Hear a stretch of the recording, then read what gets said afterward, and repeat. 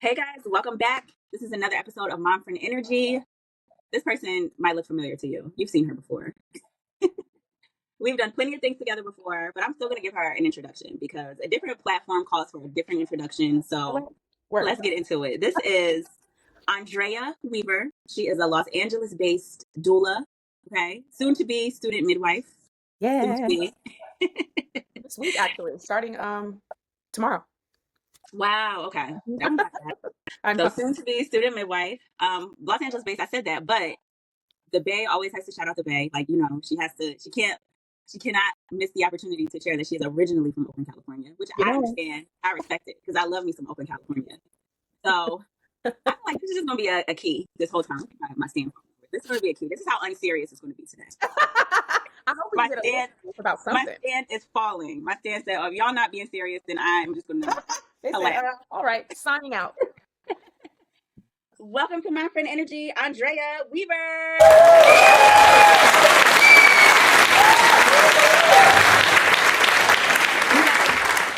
All 30 of my YouTube subscribers who I love. I'm number 31. So all 30 outside of me might recognize you're number 2. Okay. So the 29, the rest of you 29 might recognize Andrea from the video that I posted. Was it last month? We were talking about informed consent. Oh, yeah. Yes. That might So have that been was a month and a half ago now. It feels, I mean, yeah, what's time? it was a while ago. I know it was this summer. I know Yeah, that. absolutely this summer. But we had a nice conversation about informed consent. And, that's just to give you kind of a taste of what Andrea does as a doula, her expertise. But this is mom friend energy, right? So I want to talk about Andrea, the woman, Andrea, the mom, of course, but this, your identity outside of all that. And, give people an opportunity to get to know who you are. So if they decide, they're interested in having a new mom friend, they go follow you, support and check out everything you're doing because that's why I wanted to do this. So this is really like this is what Andrea and I do. We have scheduled calls on Wednesday because she's Every on week. the West Coast. I'm on the East Coast. But it just feels good. I'll say from and I'll of course let you have your time. But I'll just say as somebody that is we share a similar profession, right? You've been doing it much longer than I have. But just to be able to find somebody via social media, right? I think we kind of like sniffed each other out. We had a long conversation. As soon as we got on the phone, I was like, oh, this is my people. Yeah. And it's just been like that. I just feel like we hit the ground running, and I appreciate it. Sometimes it feels like the same thing we talked about, the same thing that other women have responded to, and the reason why I started this series. Sometimes it feels isolating and not feeling like you relate to people around you and not being able to have certain conversations. Yes. So the fact that I can look forward to my Wednesday evenings to Me talk too. to somebody, right? Hello. For real. So let's just kick this off. I think we're gonna probably be going all over the place, but That's what we do when we talk anyway. We I start know, with like business stuff I and like know, check-in accountability, and then we end up on like a journey. Okay. So I'm cool with that. deep dark family secrets. Deep dark. Okay. Please. Um, so what season of motherhood are you in? I feel like you have such a unique experience with motherhood. You started all Yeah, over again. I did. Well, so I'm now 38. I have an 18-year-old who graduated high school and we're working on moving out. And then I also have a 9-month-old baby, Zimri, who was born last year in November. That's my only 2 kids. Um, and it's interesting because, I mean, I know folks say I started over and I did, but it doesn't feel that way. I think I was just in a different season, my first go round of motherhood. I think you think you're an adult at 20, but what do you know at 20 years old? Like you don't know, like you're grown, I guess, but you're not really a grown up for real. You don't really start being a grown up to me, in my experience, besides bills and responsibilities. Like you don't really hit grown up town until you're about 28. And so I Wow, just, I, I'm still waiting to feel like a grown up. So good for you. I mean, in grown up town, like I still call the elders in my family the adults. Like I don't feel like that now. It's starting to like come to me much quicker, and I think I know that I've always been the responsible sibling. So that adds a little bit of a different. That adds another layer. So helping raise my sister's kids before I even had a kid, um, it was just a different experience. And so I also have a different life than I did at 20. Right? I was so busy trying to be what I thought moms should present as, also being, coming from being a preacher's kid or PK or a church kid, then dating and having a baby with another preacher's kid. It adds a different layer of like supposed to, a lot of Mm-hmm. supposed tos, and that just didn't really mesh well with me. It got me in trouble quite a bit. So I think this season, baby wise is really a breeze to me. It feels like I'm just way more calm when he's upset. I'm like, oh my God, you're really frustrated. I see that. Like when I've had my first one, please. Please, okay? And I also have a partner that is obsessed with our son. He's with him now, in the middle of the move, and I don't have to ask him to watch his kid. I don't have to um, beg for time away. I don't, you know what I mean? We just work, and when I say work, I mean work together to make sure Zimri's good. But we also have our own lives. Like that's important to us. Just still staying individuals. Like as much as we are partners, and we have a good time. We just went to the Clips concert, but we also um, are separate people. And so, for instance, I'm going to Vegas this weekend with my homegirl, and there was no big fuss other than scheduling. And then that wasn't even a fuss. It was just like, oh, what are we doing for this weekend? Nothing. Okay, great. Like we live and die by our calendar to make sure, things aren't overlapping. So I'm just in a different space, way more chill. Also, y'all can't beat me up, so I'm gonna do whatever I want to do with my kids. And what's up? What? So I Right. I feel really free as a parent, and I think that is new. I mean, that really didn't even come to me until my son was maybe 12, 13 years old. That feeling to parent, that feeling, the freedom to parent really didn't come to me until then. And a lot of my time I was spent trying to prove that I was a good mom, even though I was doing way above and beyond what someone in my position, especially at that time in the circumstances, would have ever done. So yeah, I'm just like, I'm in two seasons. One baby's leaving, the other one is about to be here for a while. Yeah, and so I feel really resolute Mm, in yeah, that and feel comfortable. Yeah, that's true peace because it's nothing like that. Like you said, that feeling of trying to prove, girl. especially to people that wasn't showing up in like y'all were slacking. And to prove anything to. Y'all were slacking, so please. Please. Kiss my ass. How about that? So I mean, I kind of really gave you the intro, but outside of being, of course, the mom that you are, and you are a full spectrum doula and a Black woman from Oakland, California. I just feel like Oakland is a personality type. It is a culture. It is a. It's an entity in and of itself. It really is. It's like the lingo, the everything. It's Mhm. until you're there or until you've You don't get interacted it. with enough people You from the don't get it. area, You you don't don't. get it. You don't And get it. before I moved to California, I used to kind of see it from a distance and be like, that stuff is weird. Like, what is E40 talking about? But then, as soon as you touch the soil, as you guys would say, Yeah, you tap in. it's there. But Hmm. how would you just describe yourself beyond being a mom? Right? You have a supportive partner. You have this career. Um, you know. Yeah, I mean, I don't lead with motherhood. Mm-hmm. I think, I jokingly say this a lot. Like I'm a hood rat first, and then motherhood is like right there. I like life. I love to have a good time. I love community. Like I reached out to you because I saw you on what's that, TikTok, and was like, oh, she's another dude. I want to talk to her, and just reached out. Like that's who I am in real life. Like that's not just social media shit. If you go to my social media right now, like I'm on a 66-day like run of just posting, but generally I don't really post. So that's not my focus at this point. But I'm doing it because I think it's important at the time we're in. But I say all that to say, like I'm a real person, and I think I care a lot about me as a person. I think as Black women, we are often boxed into, again, a lot of supposed tos. We should be doing this and we need to be doing that. Like, folks kept asking me, Bryce and I, when are you guys moving in together? And we were pregnant. And I was like, like, what? I'm good. We're good. We can make it work the way it is. Like he didn't officially move in until I had my baby in November. And then we had a conversation, a very grown up conversation about moving in together in January, and we moved in together.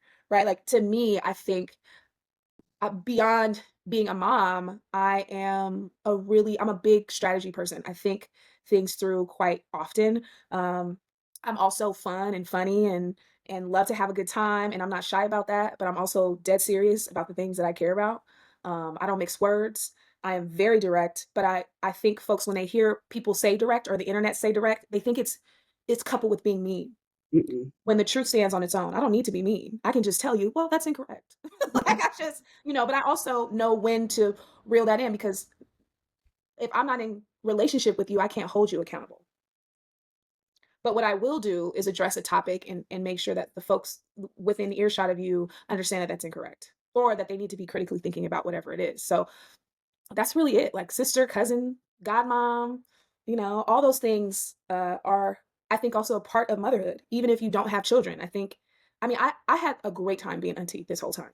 Like, Mm-hmm. I love being auntie. Like, that's my oh my God. Like, I can't, I've been like, I wanted my god kids to come see me this summer, but the baby had open heart surgery, all this stuff. So we just kind of held off. But like, that's what I normally do is have the kids come down and come see me and just hang out. I love kids. I feel like they don't ask to be here. And it's our responsibility as adults, whether you want to have your own children or not, is not necessarily even people that birth children don't automatically qualify as parents.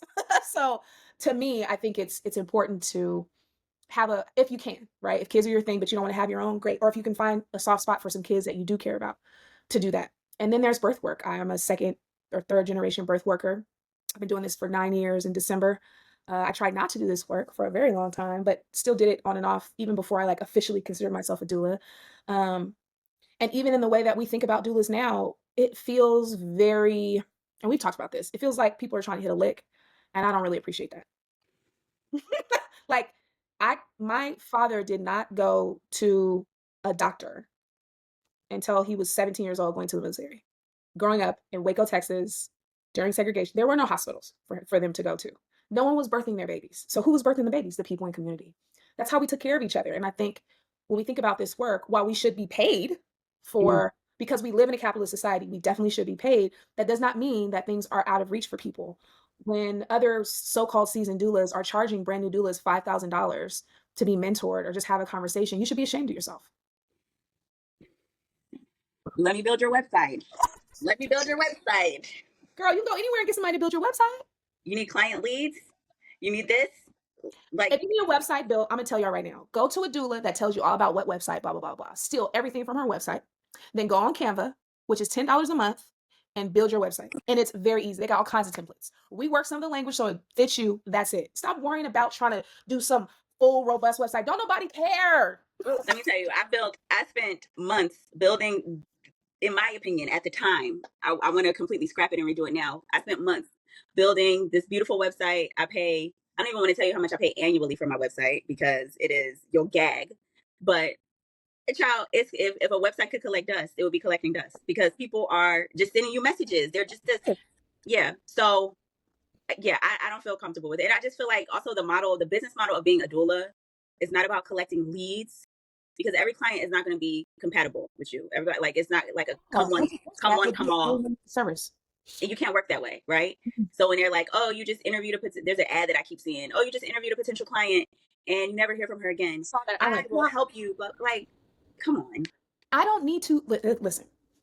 The whole point of everybody deserves a doula is because there is somebody for you to be your doula.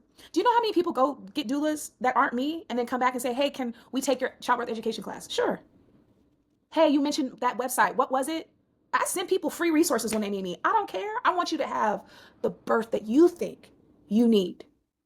And if you don't think that I can help you do that, that is great. Good for you. Going back to like the decision making, great job. Thank you for doing your due diligence. You made a decision that suits you, not might as well, not, oh, well, I guess. Like, even me being a Black woman doesn't automatically qualify me for every Black woman that wants to have a baby or is pregnant. Like, we got to stop. Like, the business model of the MLM situation, like, I say MLM, but like, it feels like Mary Kay, It you is. know? And Like, y'all everybody's doing the same feel thing. It's the same pricing same tier. It's rhetoric. between that If you're 2,500 making this many, I'm to making this much. 5,000. Yeah. I'm making this much. Let me help you make this much. Right. And while that might be true, what's your birth work like? What's your work ethic? I'm not seeing Right. that. Like, if I have to convince folks, listen, I don't have to convince any of the doulas I work with. I don't have to convince folks. This is not the space to sell myself per se. I can't sell. If I will tell somebody my price and that's the price. And if they can't do it or I can't accommodate it, that's fine. But I also make myself available for sliding scale every quarter. I make myself available with certain slots, right? I don't completely banish myself to poverty and helping people. And I think it's equally important for not only myself, but the doulas that I mentor to not get spoiled by clients that know what we do. Right. Right. And we're in a time now in the next year or two, I think we're going to be in very high demand. And it's going to take for us to know these systems and people and how to navigate because what is it? Morbidity, mortality. I can't even say it right now. Mm-hmm. the Mortality rate. thank you, the mortality and morbidity rates are skyrocketing again. And that's because there's hospitals literally closing. They're changing how folks qualify for benefits, like for healthcare, I should say. How are people going to take care of themselves? And that goes beyond just let me convince you to be your doula. And Right. a lot of folks just want the high end client, and that's cool, great. That's your bag. And I have, high end clients. I'm in LA, so that's, or even in Oakland, that's an easy thing to do. But I don't want to forget why I do this work. And so I make sure I'm available for insurance, folks with insurance, with people that have Carrot or Stork or Medi-Cal even. I just make myself available and then try not to hoard shit. So I pass things or train with the other doulas that I work with, so they get the experience of birth, so they can either stay with Nurture and Flow or go and do their own thing. Like, I'm not here to hold nobody hostage. I want folks to get this information. When I first officially became a doula, I was booked up for a year and 3 months. That wasn't because I was special, right? Like, that's a lack, a need, It's and what people are looking for. exactly, folks are looking for And to folks. And back you up when you say you don't hoard, Andrea has been referring her clients that she feels like could benefit from the return to work program you do, they love consultations that it. I do, the sessions. So we've been collaborating in that aspect where you have clients that are based in Los Angeles that I'm able to virtually support through that. So it's like you have a birth doula and then also somebody that understands birth work and the timing of postpartum and really helping to educate them. Like, you need to prepare proactively for your maternity leave. Don't wait to go on leave to be like, okay, what do I do now? Mm-hmm. And I think that So that's another important piece to it, right? What's it to me? That's what you're great at. Why do I need to rack my brain to do it? Like, I don't need to do that. You got it. Cool. How much is it? Great. Like, let's make it happen, right? I think I'm here to make sure folks feel supported. It's not about me. I don't want to do that. I don't want to put a plan together in that way. So I being real with you, like, I do all the other shit. I don't want, and I have and can. I'm a my 9 to 5 has been HR for the last 15 years, or people in culture for the last 15 years. So I'm very aware of California laws around maternity leave. Um, and how to read, what do they call them? Employee handbooks. But mhm. if I know a doula that I trust to say, hey, I have this and I go in depth and this is what I do and this is how, like, what is that to me? I don't hear. Like, why do I need to do it? Like, that's not my sign to go, you know what, I should do that too. No, here you go. Like, and that's the type of business person I am too. I mean, none of us are anything without our teams. Even if they're like our non-official team. Like, however we can, I mean, what's it to me? It's about understanding community and like, no one moves forward if there is lack anywhere, right? Like, we all have to pick up the slack in the missing spots. And you talked about the uh, mortality rate. There was a report that came out recently, and it was automatically flagged as misleading because they said, "Oh, the maternal mortality rate is improving, but only for a certain segment of the population, Of only course. for a certain segment, right?" Right. But it is my priority. And if you're watching this, guys, this will go live soon. But today, Tuesday, August 26th, I have a brand new YouTube video where I'm talking about this. It is my priority to make Black women understand. Like, we need to be locked in. Like, we need to have tunnel vision and focus with each other because we see what's going on. All the Black women that have exited the workforce, right? Like, this By is force, honey. by force, right? So yeah, if you feel like you're in it alone, you don't have to be. You find a doula. Just find community. I have not made a post about that 300,000 Black women yet because I feel like everybody's just saying the same thing, and I am a solutions oriented person. So I want to find a way to, like, how can I change my offerings to, like, solely focus on what do we. I want to partner with. I know you are. Your background is in HR, but if there are recruiters out there, if there are career coaches, and not that, like, shady, pay me $200 so I could go to Chat GPT and redo a resume for you. I'm not talking about that. Crazy. It's so I crazy.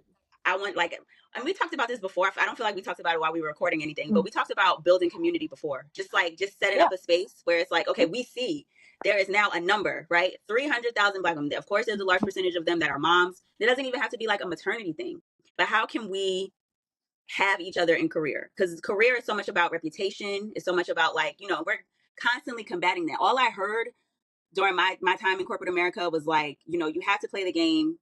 And I just feel like it depleted so much of who I was personally to still be told, like, oh, you're sassy, you're a little too aggressive, you're this, right? Or even to just, like, have all of everything that I ever do, my mannerisms, my the way I communicate, be projected back as you're the angry Black woman, right? Like, Yeah. I so think, I just want to build I'm yeah. thinking, like, how do we build something safe where we're not, even if it's just a platform to vent. And I don't want to do it on TikTok. I feel like TikTok is not for us. Well, I don't think anything online will ever be. It's not for us, right? It's not, it's not early 2000s, right? Where we had like a Black Planet, right? Or we had Twitter. Like it was ours for real. No one was thinking about those apps. I have some theories. I think we've all gotten too comfortable online. And I don't mean like boomer, like the internet's ruining your brain. No, I think I think there's a place for it, but it cannot replace human interaction. And what I'm finding and I've said this, after staying in place the whole, COVID shutdown, I'll be interested to see who is doing a research on people's social capacity after that. Like how people interact with each other is very strange to me. Like certain things, and it's not even, to me, it's not about respectability, right? Like someone can call someone out or whatever, and that's fine. But this sense of righteousness that happens online, it almost leaves no room for growth or change or forgiveness or for community. I think people think community is me and you have to agree on every single thing. I think people think community is I showed up, so where's my community? Right? Gimme, gimme, gimme, gimme, gimme. And it's like, that's not community. Like you didn't ever ask me when I reached out to you, I just asked you, did you want to do something for Black Baby Week or something like that? It was April, right? I didn't want anything from you other than a conversation because I think that's important. But to me, that's valuable. People don't know what is valuable anymore. Having so many followers doesn't mean anything to me. Also, having so many followers don't translate to money. They don't translate necessarily to clients or building my business really. Like I'm not interested in being solely a content creator. I understand again the value and it's fun. I love meeting new people. I've stayed in contact with people that I met online through all the platforms. Like I love that. But at some point we have to get in person. And I understand the convenience of online, but we cannot rely on that, especially now. We really got to start looking around like some of the conversations that we're going to need to have, we just can't have online. We can't have via text. We're going to have to talk in person. Yeah.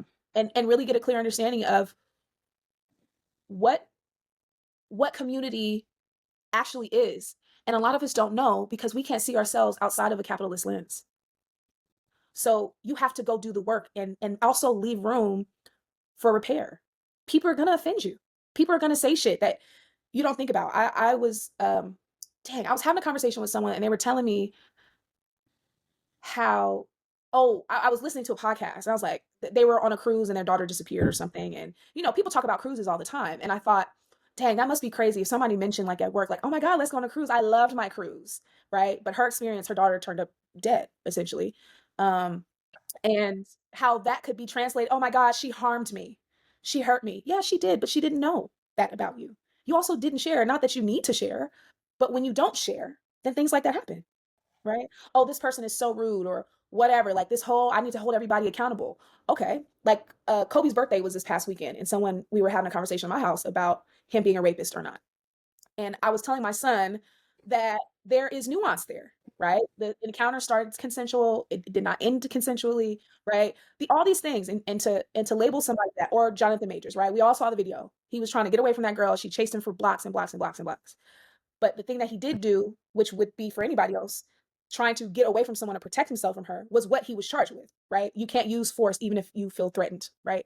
And so that's what he was charged with. But now, okay, so he lost his career, the biggest role of his life. He goes on the Keke Palmer show. There's all this outcry about it. And it's like, okay, when is enough going to be enough? And I don't ever cape for men. Let me just be very clear. That is not my job. You don't need me to do that. I'm just using examples of how we think accountability is punishment. So then we get Lifelong punishment. lifelong. Like Lifelong. at what point? Because And okay, so you don't Kobe ever gotta go see his movies ever. But shut up ever. on it. And I the conversation about Kobe is very nuanced. It's very okay. So nuanced. That And man is no longer he's on this dead. plane, He went right? on. He went on to glory. But my argument with that is, again, I do not cape for men at all. I just Ever. be like whenever somebody says something about Chris Brown, I'm like zipping my lips. I do not have an opinion, right? Don't care. Chris Brown said he don't like Black women. I never cared anyway, right? Like if Good riddance. if he said it, I never cared. Don't if care. he said it. But Michael Vick went to prison. That was Michael so Vick crazy. lost his career. He was a but Prison. do black Prison. do black men not deserve any sort of redemption at all? None. Meanwhile, Like he Robert just has. Downey Jr. was driving around intoxicated, was a freaking menace in LA. And has a great comeback story and has been taking care of himself and is sober. And those are really great things. People evolve. And are People allowed to evolve. and are allowed to And we turn it should. around and be a better citizen of society. Yes. And that just goes to show the difference in, like, Robert Downey Jr. is Iron Man. Like when they show him get on the, make appearances on the stage at Comic So Con, he and they is. lose their mind, right? Just the Right. sight of him. Right. And I just But feel it's not like lost that he's a white man. exactly right. But Michael Vick can't breathe. Michael Vick can't have a job, and people are like, It wasn't are even him. are we really supporting this? Is like, It wasn't even him. and That's the crazy part. I love animals. I feel like it is the lowest form of, like, to abuse and, defenseless creatures, children, animals. I Good.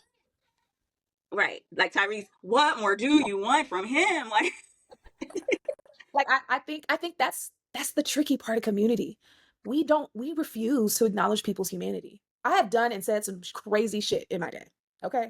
Like yeah, I have, I've been stupid in my early 20s on Twitter. Like, oh oh, my you can God, really just type whatever you want whatever to you see. say, and, like, especially if you get a reaction from it, if you are like, it's just like it's who can be the dumbest game. And I see it in real time. And I'm thinking about old girl from that video. We both stitched that video from old girl, and I think she's a prime example of that.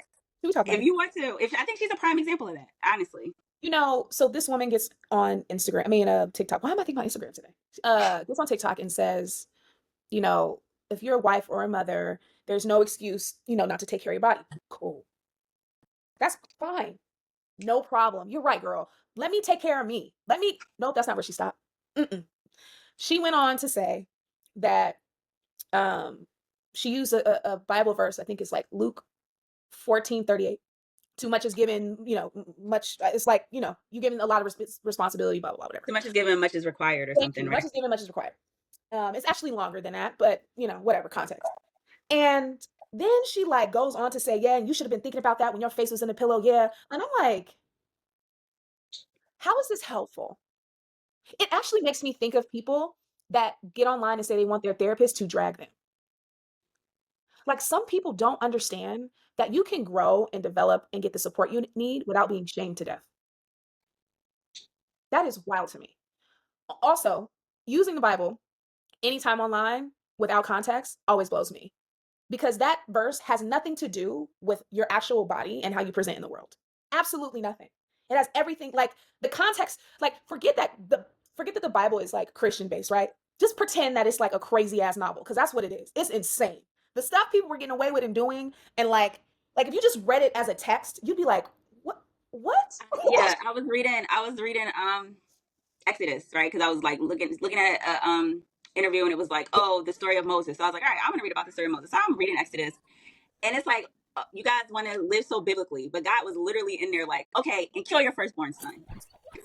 Talking about? Do we know You're what not crazy going is? to do that. Like, y'all, those are Bruise and absolutely, kill him, and then I will bless you. like, are you serious? Like, y'all, like the infidelity that happened in the Bible, the stories are crazy. But not only are the stories crazy and interesting, I think we have to just acknowledge that even with time, there's nuance and context, right? People use I'll stick with this verse specifically. It's Jesus talking to the apostles about his return and how to prepare, right? What that should be like, right? Matthew, Mark, Luke, and John is really the story of Jesus, right? How does that equate to me being postpartum? Is it me being postpartum worthy of honor and respect? I just birthed a baby. I not only birthed, I grew a baby and birthed a baby, however they came. And some of us choose to breastfeed. Like my teeth are cracking, like crumbling in my mouth right now from this last My teeth pregnancy. has spread. I used to, before I got pregnant, I had Invisalign. Yeah, I still have the stickers, like the little buttons to clip it in on my teeth. When I tell you, when I was taking those trays out when I was pregnant, it felt like I was going to pull my teeth out it's just of my like gums. It was my so mom had this painful. palsy. Her whole left side of her face limp. That's not enough to garner honor and respect Because and she had care. she had another video saying like women should, if it takes heaven veneers, if it takes this, and I'm like, girl, how about What? how about you pray that when you get pregnant you won't need dentures because your teeth can fall out. I can't like it is so and then it's like that other video we talked about on the other video that we have together. I don't feel like people believe a lot of the stuff that they say. There's no way we can believe that. I don't believe you. I don't believe you. You're a young woman. You're also a light-skinned woman. And if you were anybody else, the internet would be running you off the internet. That's also not dumb on me. There was a woman that said she didn't accept a coffee date from a man, and Do then you see how Jacob they've been? still dragging her. They still dragging her, talking about she's, excuse my language, a fat bitch, and she should be grateful that someone even wanted to offer her a date. Well, maybe I don't like coffee. She didn't even say she hated the man or nothing. She didn't even dog him out, nothing. I said no. Why? Okay, girl. Why are people? But if the roles were reversed, we see a different response online. That's what I'm saying. Yeah, Like these men need to step their game up. What do you think a beautiful woman like that would want with a coffee? Are you yep, crazy? Are you crazy? exactly, What I love exactly. about that is she been dragging them back. They've been dragging her and she been dragging them to hell. And she's She getting is that like, content up, the views up, she's and like, using okay, it. hold on, wait, is it 60 seconds yet? Yes, okay, yeah. And it's sad. It's black men and black women like just yelling into their phones, like calling her out of her name. You should be glad anybody asked you. What's crazy That's is it doesn't have anything to do with you. It literally has nothing to do with you. If you accept coffee dates, then you accept coffee dates. I too do not accept coffee dates when I was dating because I want you to actually put some thought into the date. It's not even about the money. Put some thought into the date. right. What is And coffee? I'll say as like I think a lot of that too comes from like people say, oh, you're mad because it hits you. It's like you're triggered because you're being called out on what you do accept. And I just know in the past, younger me would have benefited so much from seeing conversations like that. Like, girl, he didn't do that. Like he don't deserve that. Correct. Don't even like take it to the next. Yes. So much of my time and energy wasted, so much that didn't need to be. So now I'm looking as like big sis or auntie. I don't care about being called auntie, big sis or Yeah. auntie. And I'm like, Yeah. I'm proud of y'all. Thank you. Good for I'm you. proud of y'all. When women get online of our age or of a certain age and be like, these girls need to, no, they don't. No, They they need to have a don't. good time, be safe, be responsible, protect each other, because these men will kill you.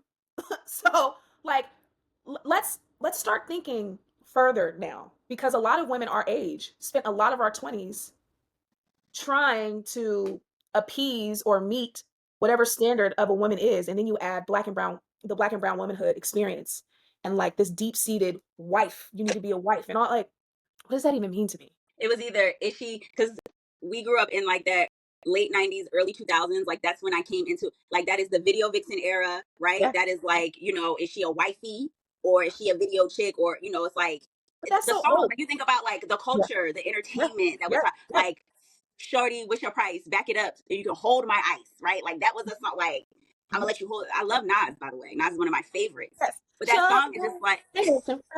but like when you say pick me, we were pick Mishas, right? And some of us have not relinquished that, right? When you talk about like, oh yeah, I cook, I clean, I take care of my man.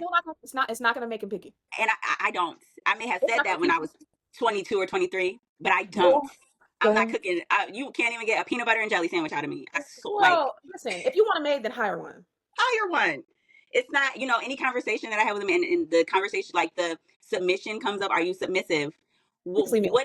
What is the need for you to like have dominance over, or I'm a human being. What do you need to dominate me for? It's Why do you, supposed to be the whiteness, right? of course.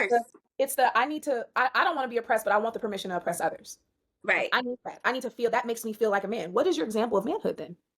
Manhood is dominance? You sure?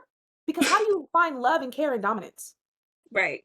Like all the time. I'm not talking about kink wise. I just mean like in general, your whole experience with the person you say you love and care about, who bear and birth your children. You want to dominate. That sounds right to you? I just feel like it's so telling of you're so fixated on that, but you don't have the same motivation to dominate every arena in your own life. So it's like you have so much lacking and going on. You're asking women what they bring to the table. But it's like, yeah, okay, my table is set. I bought a damn table. I bought the table. What do you mean? What do I bring to your table? You're Actually, sitting at my table. What do you mean? And for it to be like, okay, but then the conversation goes to like all the shit you used to, would have, could have, what you working on. Okay, well, come back and talk to me later when that's together. Now is not the time. Right. Anyway, There is somebody that would love to go on the journey of your self-discovery with you. It's just not me. And that's not at shame. all. That's what it is. Yeah, I think too, there is, thinking about motherhood, I think there's some of that there too, where we think about what motherhood is and how that can be really pick me behavior, right? I need to do everything all the time. And it's like, and let's just talk about married women that are single mothers. Like that is sad. it's That is, inexcusable. It's that's inexcusable. what is happening? And work, you're out of your mind. Excuse me? It's not even so much of like yes and work and take on the responsibility, but nothing makes my blood boil more than like, and then also parenting your partner, right? Like, I'm unable to can. I will lose my mind. Do you hear me? so we were But talking about that. We are talking about the pick me culture of yeah, the early 2000s. here's the thing, right? I think we say that as like people that lived it, but the young girls are still doing it. It's just, I think they just have more information. So, you know, the options are there. But kids nowadays are often more conservative than we would like to think. They're really conservative, like this or that punishment, and like this is what you deserve and don't deserve, and like you need to work hard. And I'm like, where is this coming from? The internet, right? That pipeline, that alt right pipeline is real. That's interesting because I remember like the every kid doesn't deserve a trophy for participating, right? And I feel like those kids are growing up to be very, you don't deserve. Don't deserve. Don't deserve. That's literally it. Yeah, Yeah. And that's tough. That's super tough. Because it's like, at what point do folks get the opportunity to just, again, make mistakes and be people? I think, too, as a mom, I had to come to terms with perfection, yeah. critiquing everything. Like, nobody asked you. Like, relax. Nobody asked you. Like, you don't have to do this. And I think that's hard for people. That's really hard for people. No one asked you.